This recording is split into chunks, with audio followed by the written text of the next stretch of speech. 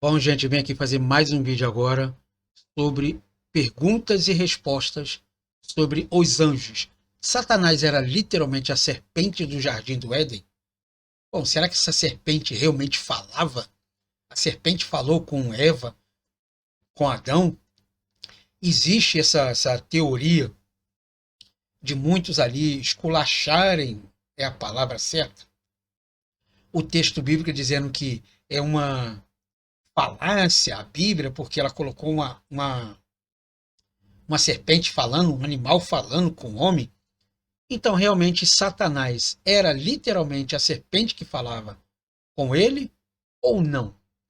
Fique comigo até o final desse texto, desse vídeo também, e até o final desse texto, porque eu vou mencionar alguns textos ali, e nós vamos ver realmente se Satanás era literalmente uma cobra, era realmente um animal. Depois da vinheta, então, você vai descobrir a verdade por trás desse mito.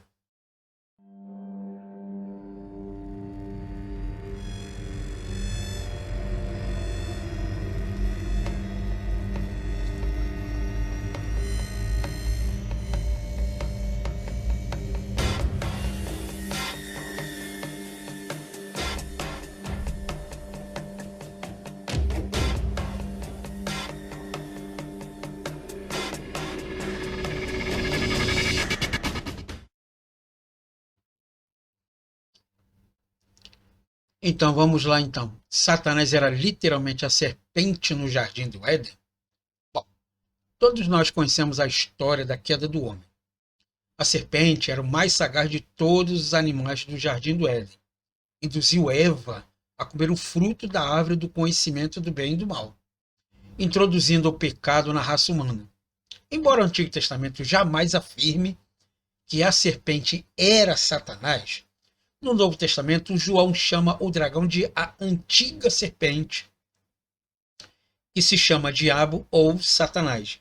Isso está lá em Apocalipse capítulo 12, verso 9 e Apocalipse capítulo 20, verso de número 2. Então, uma hora é a serpente, uma hora é o dragão. Depois que Adão e Eva pecaram comendo o fruto proibido, Deus pronunciou maldições sobre eles dois e sobre a serpente. Começando pela serpente, Deus declarou: Maldita és entre todos os animais domésticos, e o és entre todos os animais selvagens. Rastejarás sobre o teu ventre e comereis pó todos os dias da tua vida. Isso está lá em Gênesis capítulo 3, verso de número 14. E Deus prossegue e estabelece a futura inimizade entre a serpente e os seres humanos.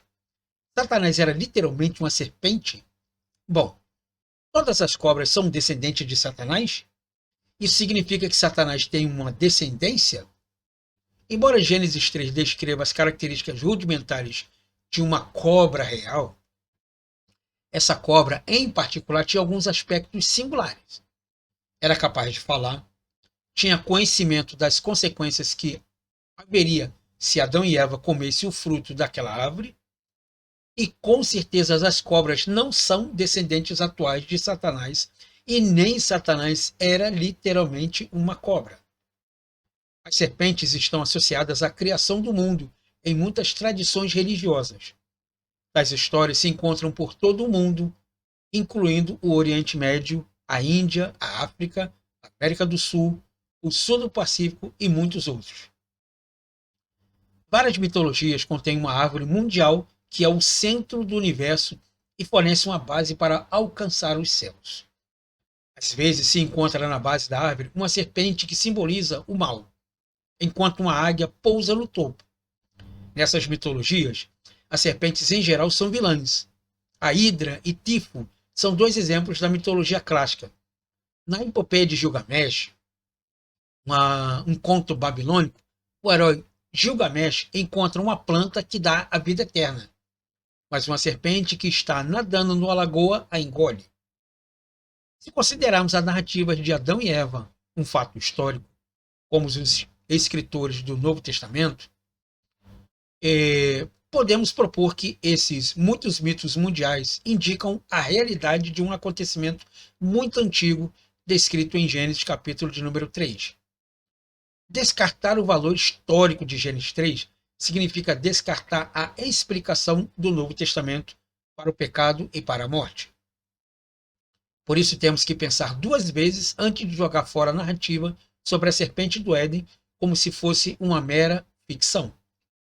Supondo que a serpente, Satanás, no jardim do Éden, era realmente como se explica Satanás, tornando-se a aparência de uma cobra. Há três explicações possíveis. Primeiro, Satanás disfarçou-se de serpente. Segundo, Satanás possui um corpo de uma serpente real. E três, por meio de ventriloquia ou sugestão mental, Satanás levou Adão e Eva a acreditar que a serpente estava comunicando-se com eles. Uma antiga tradução judaica descreveu Satanás como o mestre dos disfarces. De alguma forma, o diabo cobriu-se como serpente. Paulo afirma que Satanás pode transformar-se em anjo de luz. Então, por que Deus amaldiçoou a própria serpente, fazendo-se rastejar sobre o ventre e comer pó, se ela foi apenas um instrumento usado por Satanás? Bom, uma explicação é que um objeto pensado ou usado para fins pecaminosos geralmente era destruído ou amaldiçoado. Por exemplo, se um ser humano tivesse relações sexuais com um animal, ambos tinham de ser mortos. Compare-se com Êxodo, capítulo de número 21, do verso 28, Hebreus, capítulo 12, verso 20 e Levítico, capítulo 20, verso 15. Outra explicação sugerida é que a serpente antigamente andava em pé. A tradição judaica afirma que a serpente tinha pernas. Isso você pode ler lá em Antiguidades Judaicas, capítulo 1, do verso 1 ao 50, e o livro de Flávio Joséfo, Gênesis Rabá, capítulo 20, verso de número 5. Isso pode indicar que a serpente perdeu sua estrutura genética original na queda. O estado de inferioridade em que a serpente passou a viver tornou-se uma lição objetiva para todas as épocas.